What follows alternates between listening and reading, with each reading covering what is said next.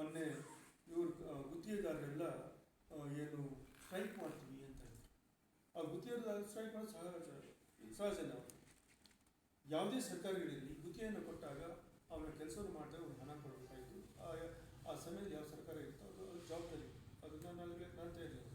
ಆದರೆ ಹಿಂದೆ ಸರ್ಕಾರ ಇದ್ದಾಗ, BJP ಸರ್ಕಾರ ಇದ್ದಾಗ, ಮಾನ್ಯ ಗೌರವಿತ ಮುಖ್ಯಮಂತ್ರಿ ಆಗಿರ್ತಕ್ಕಂಥ ಬೊಮ್ಮಾಯಿ ಸಾಹೇಬರಿಗೆ ಮುಖ್ಯಮಂತ್ರಿಗಳು ಇದ್ದರು. ಎಷ್ಟು ಲಕ್ಷ ಕೋಟಿ ನೀವು ಅನುಮತಿ ಇಲ್ಲದೆ, ಕ್ಯಾಬಿನೆಟ್ ಅನುಮತಿ ಇಲ್ಲದೆ, ಮುಖ್ಯಮಂತ್ರಿ ವಿವೇಚನೆಗೆ ಅಂತ ಹೇಳಿ ಸಾವಿರಾರು ಕೋಟಿ ಹಣ ಇವತ್ತು ಎಲ್ಲ ನೀವು ಅಭಿವೃದ್ಧಿ ಇದನ್ನು ಸ್ಯಾಂಕ್ಷನ್ ಮಾಡಿಕೊಟ್ಬಿಟ್ರಿ. ಎಲ್ಲ ಆಯಿತು. ಇವತ್ತು ಬಾಕಿ ಇರೋಂಥದ್ದು ಯಾರು ತೀರ್ಸೋದೀಗ? 2 ಲಕ್ಷಕ್ಕೂ ಹೆಚ್ಚು ಕೋಟಿ ಹಣ ಇವತ್ತು ಬಿಲ್ ಬಾಕಿ ಇದೆ. ಆದರೆ ನಮ್ಮ ಗೌರವಿತ ಮುಖ್ಯಮಂತ್ರಿಗಳು ಯಾರೇ ಇರಲಿ, ಯಾವುದೇ ಸರ್ಕಾರ ಇರಲಿ, ಅದು ನಮ್ಮ ಜವಾಬ್ದಾರಿ ಇದೆ. ಅವ್ರಿಗೆ ಅವ್ರ ಮನೆ ಕೆಲಸ ಮಾಡ್ಕೊಂಡೆಲ್ಲ ರಾಜ್ಯದ ಕೆಲಸ ಮಾಡಿದ್ರು ಅಂತ ಹೇಳಿ ಅವ್ರದ್ದು ಯಾವುದು ಬಂಡವಾಳ ಬಿಚ್ಚಿದ್ರೆ ಆ ಬಿಲ್ ತೋರಿಸ್ತೀವಿ, ಅದನ್ನು ಕೂಡ ಇವತ್ತು ತೀರಿಸ್ತಾರೆ.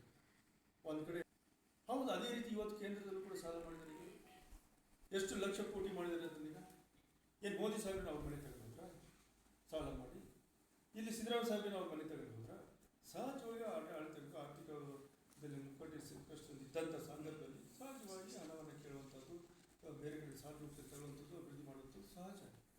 ಆದರೆ ಇವರು BJP ಬೊಮ್ಮಾಯಿ ಸಾಹೇಬ್ರು ಅಧಿಕಾರದಿದ್ದಾಗ ಎಷ್ಟು ಲಕ್ಷ ಮಾಡಿದ್ವಿ ಅನ್ನೋದು ಅದನ್ನು ಹೇಳಲ್ಲ ಇವರು. ಈಗ 4 ಲಕ್ಷ ಎಷ್ಟು ಕೋಟಿ ಅಂತ ಹೇಳ್ತಾರೆ ಈಗ. ಆದರೆ ನಮ್ಮ ಅವಧಿಗೆ ಎಷ್ಟು ಸಾಲ ಮಾಡಿದ್ವಿ ಅನ್ನೋದು ಇವ್ರು ಹೇಳ್ತಾ ಇಲ್ಲ. ಇವರು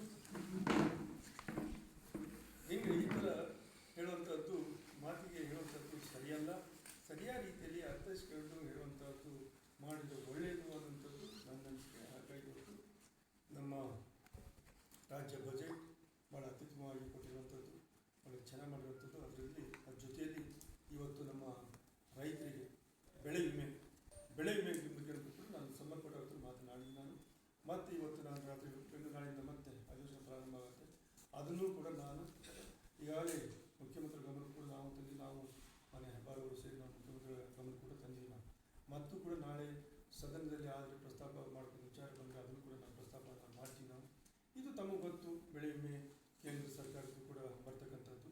ಇದು ವಿಳಂಬ ಆಗಬಾರ್ದು. ಆದಷ್ಟು ಬೇಗ ರೈತರು ಇವತ್ತು ಅಡಿಕೆ ಬೆಳೆಗಾರಕ್ಕೂ ಭಾಳಷ್ಟು ಜನ ಕಣ್ಣಿರ್ತಾರೆ. ಎಲೆ ಚುಕ್ಕಿ ರೋಗ ಮತ್ತು ಹಳದಿ ರೋಗದಿಂದ ಇವತ್ತು ಭಾಳಷ್ಟು ತೋಟಗಳೇ ಇವತ್ತು ಕೈ ಬಿಟ್ಟು ಹೋಗ್ತಾ ಇದೆ.